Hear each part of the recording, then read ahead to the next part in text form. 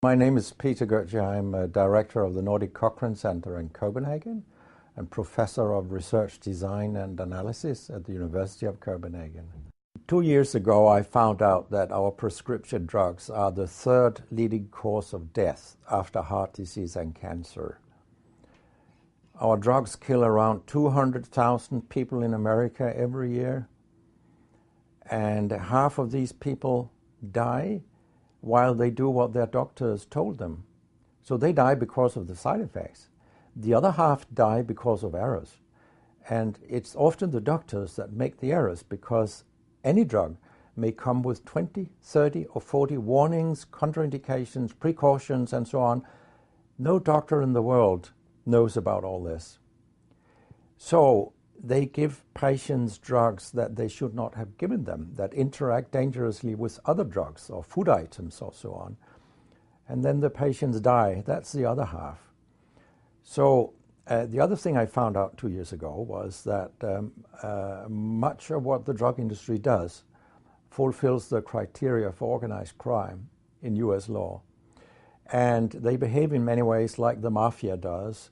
They corrupt everyone they can corrupt. They have bought every type of person, even including ministers of health in some countries. So there is a huge amount of corruption. In my country, for example, Denmark, we are regarded as having very little corruption. But yet we have thousands of doctors on industry payroll, although we are just 20,000 doctors. So this is an effective kind of corruption. The drug industry buys the professors first, then chiefs of department, then other chief physicians and so on. They don't buy junior doctors. So when several thousands are on industry payroll, it's really, really bad. And that's why I wrote my book, Deadly Medicines and Organized Crime, How Big Pharma Has Corrupted Healthcare. I hope to convince patients not to take so many drugs, because so many die from the drugs they take. In my country, people take so many drugs that every single citizen can be in treatment with 1.5 drugs from they are born till they die. This is incredible. And drugs are not that helpful. And they kill very many of us. We know that. That's why drugs are the third major killer after heart disease and cancer. So what we need in the coming years is to take far fewer drugs than what we do currently.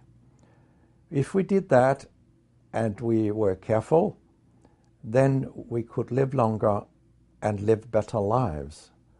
Because drugs have many side effects, and patients often don't realize that when they become worse, that it could be a side effect of the drug, which they continue taking because that's what their doctors tell them.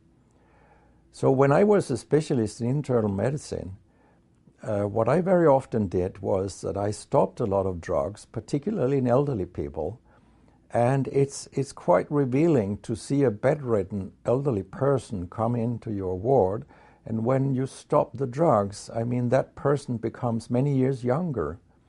And many of these drugs affect the brain, and old people tolerate that very, very badly. They fall, and when they break a hip, 1/4 of them die.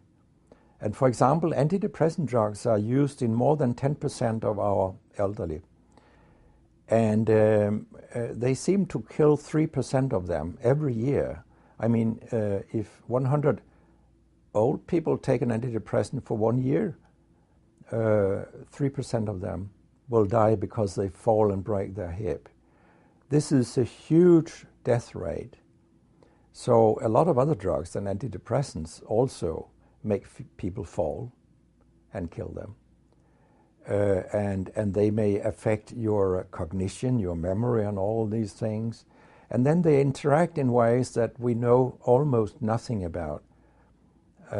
Very many elderly, they take more than 5 drugs a day. And we actually don't know how these drugs interact with each other. What we do know is that all drugs have many effects in the body, and some of them interact also in their metabolism. so that you can get a too high concentration of a drug if you take other drugs simultaneously. So we make a lot of harms that we don't even recognize.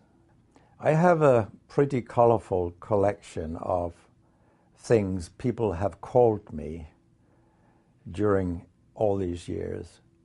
And sometimes journalists have asked me, why do you always look up controversy? And my reply is, I don't. Controversy looks me up. Because it's not popular to tell the truth in healthcare. You will get a lot of enemies, because a lot of people make money on false premises, doctors and industry alike. And our drug regulators and our politicians, they are on board on this wagon. So very few people are independent of money in healthcare.